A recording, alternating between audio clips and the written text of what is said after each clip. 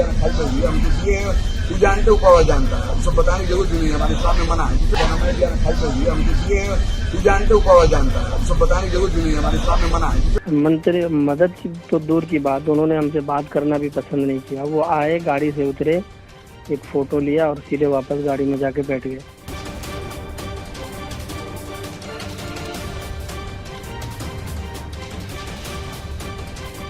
लेकिन कहा यह जाता है कि सियासतदान इतने चालाक होते हैं कि वो कफन बेच देते हैं, लेकिन और आप अल्पसंख्यक मंत्री हैं तो मुसलमानों को ज्यादा उम्मीदें हैं। अल्पसंख्यक कल्याण मंत्री जमा खान मिलने की तो दूर की बात है, वो हमारे घर में रुकना भी पसंद नहीं करते हैं। वो आए, गाड़ी से उतरे, फोटो खिंचवाए और फिर उसके बाद चले गए। मंत्री मदद की तो दूर की बात, उन्होंने हमसे बात करना भी पसंद नहीं किया। वो आए, गाड़ी से उतरे, एक फोटो लिया और सीधे वापस गाड़ी में जाके बैठ गए। कहानी जरा पीछे से शुरू करते हैं, इसलिए कि जब नूह मेवात हरियाणा में हिंसा भड़की और उस दंगे की चपेट में सीतामढ़ी जिला के हाफिज साद आ गए। हाफिज साद की मौत हो गई, हत्या कर दी लोगों ने, और वो सीतामढ़ी जिले के थे।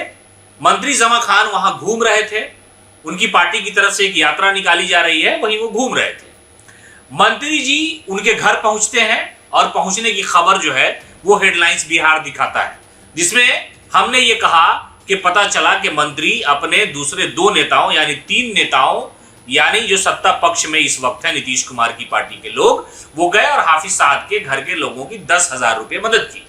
मंत्री जी ने इस मामले को लेकर के बयान दिया और कहा कि हालांकि उन्होंने हेडलाइंस बिहार का नाम नहीं लिया, लेकिन उन्होंने मेरे ही बारे में कहा कि कुछ मीडिया के लोग हैं जो हमारे खिलाफ नफरत फैला रहे हैं, प्रोपेगेंडा फैला रहे हैं। ये सारी जानकारी नहीं पीछे चलाया, जैसे मीडिया के साथी जो लोग नहीं समझते हैं और बात को समझते हैं, बात करते हैं इसके।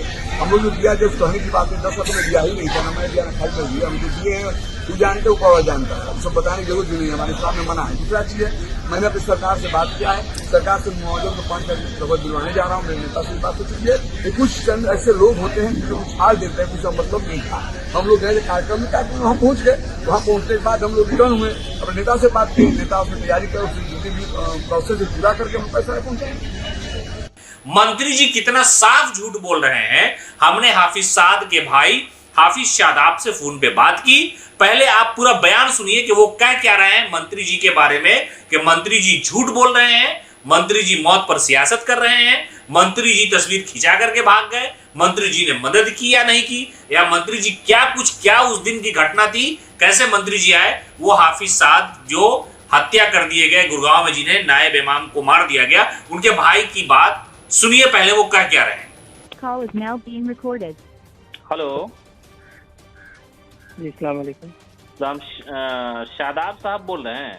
जी जी हाफिज साद साहब के भाई हैं आप ना, जी जिनका वहाँ गुड़गांव हरियाणा में जो है लोगों ने हत्या कर दी थी। जी जी तो एक खबर हमने चलाई थी हेडलाइंस बिहार से, मेरा नाम सीमाब अख्तर हुआ। जी जी हम जानना ये चाह रहे हैं कि मंत्री हैं जमा खान, अल्पसंख्यक कल्याण मंत्री बिहार सरकार में। जी जी पंकज मिश्रा रूनी सैदपुर से जनता दल यूनाइटेड के विधायक हैं और डॉक्टर खालिद अनवर जेडीयू के एमएलसी हैं। जी ये तीनों आपके घर गए थे। जी तो मतलब जो होता है कि किसी भी के घर जाता है, किसी की मौत हो जाती है, कुछ भी हो जाता है, तो लोग हमदर्दी रखते हैं। सामाजिक तौर पे यही सिस्टम चलता है पूरी दुनिया में। तो इन लोगों ने खालिद अनवर साहब ने या मंत्री जमा खान ने फाइनेंशियल यानी कुछ माली जो होता है ताउन करना, मदद करना, वो किया, वित्तीय सहायता जिसको बोलते हैं? नहीं नहीं, उन लोगों ने बिल्कुल भी नहीं किया। मैं उनका आज फेसबुक पे वो भी देख रहा था जी। कोई साथी उनसे पूछ रहे थे तो झूठ बोल रहे थे, पूरा एकदम झूठ बोल रहे थे।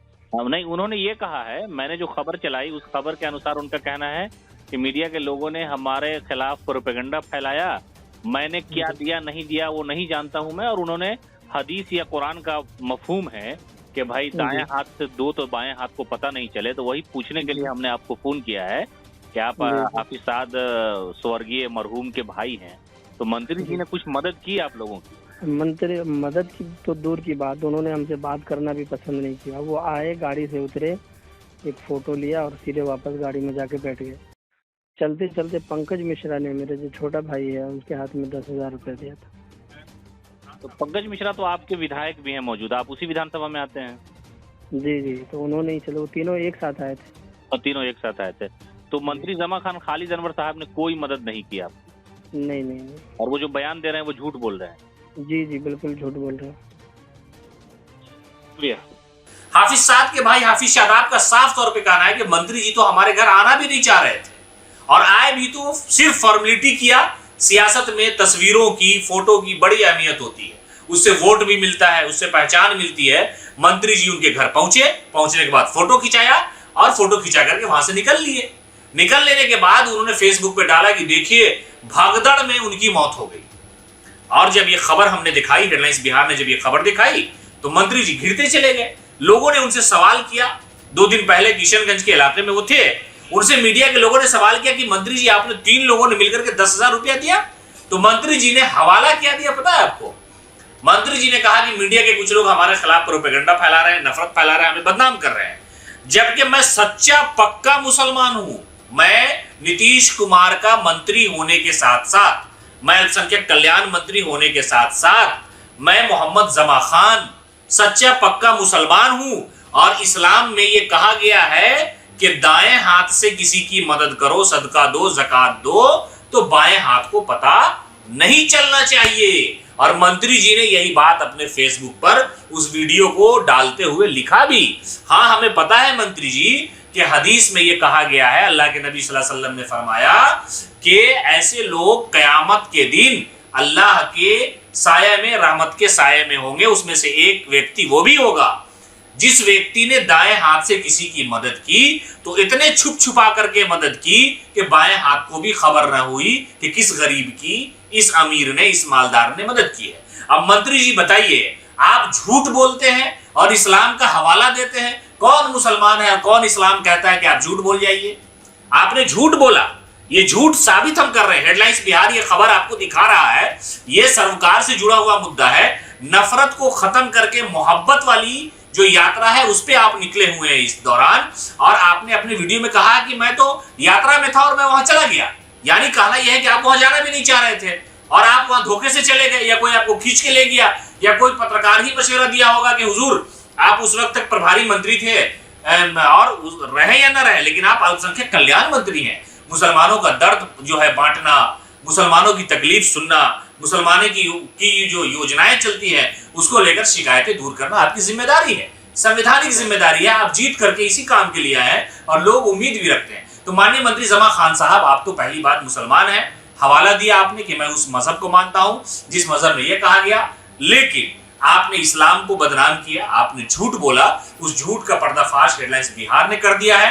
पहले हमने तस्वीरें खबर दिखाई थी कि 10,000 रुपया 3 लोगों ने मिलकर के दिया, उसमें आपने खंडन किया और कहा कि हमने क्या दिया है ये बताने की जरूरत नहीं है, इस्लाम में इसकी इजाजत भी नहीं है। अब बताइए मंत्री जी कि सियासत में आप इतना गिर जाएंगे, झूठ बोलेंगे और इस्लाम का हवाला देंगे, मजहब का हवाला देंगे। अल्लाह के नबी सल्लल्लाहु अलैहि वसल्लम ने कहा कि जो झूठ बोलेगा उसे बहुत बुरी सजा दी जाएगी मंत्री जी।